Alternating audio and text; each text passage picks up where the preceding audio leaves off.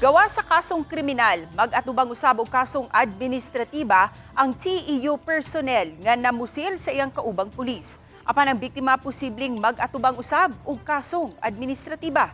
Atong sayran sa report ni Luan Mayrondina.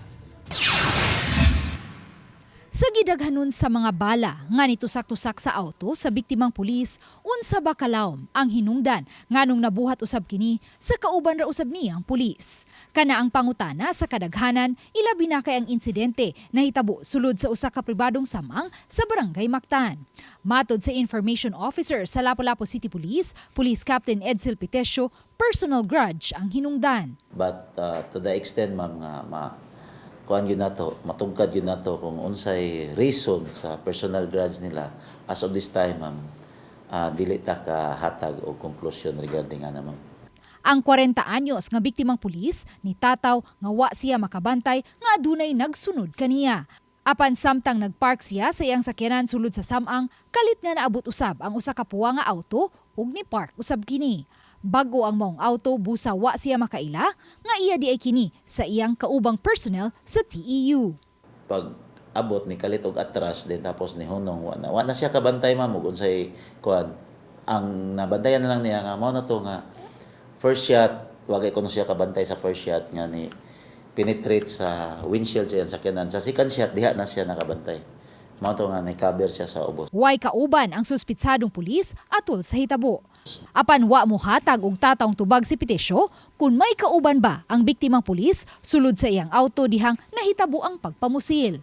Gikonfirmar hinuon sa information officer nga nahiagom og samad sa o ang biktimang pulis. Apan wa usab matino kung daplis ba kini sa bala o mugna sa splinter kay nitago man ang biktima sa dashboard atol sa hitabo. 6 to 7 meters ang distansya sa auto sa biktima ug sa suspitsadong pulis atol sa pagpamusil. Nasuta usab nga mismong ang service firearm ang gigamit sa krimen. Possible attempted or frustrated murder, something like that, or since naapoy murag mo basig ma-downgrade since ni surrender siya. Giswayan sa Balitang Bisdak News Team, pagkuha ang habig sa suspitsadong pulis apan wa kini ni atubang kanamo. Mato ni Pitesio, kay naglambigit kini og parehong mga police personnel ang Regional Internal Affairs Service Office na ang nihimo sa investigasyon sa kasong administratiba. Dili lang ang suspitsadong pulis ang magatubang og kasong administratiba apan lakip na usab ang biktima.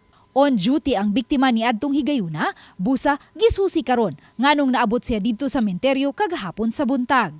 Ang National Police Commission sa ilang bahin nibutyag nga nakaabot na sa ilang buhatan ang insidente ug kay ubos gihapon kini sa ilang jurisdiksyon, mamahimo usab nga ang biktimang pulis musangat og reklamo sa ilang buhatan.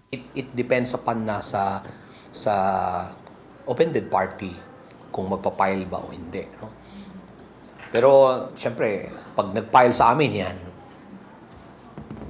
gagawin namin ang tama kung ano yung process according to rules and regulations and laws.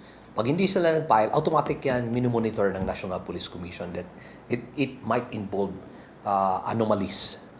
Tingnan namin yan. Uban ni Marlon Olgazo, Luan Mayrondina, Balitang Bisdak.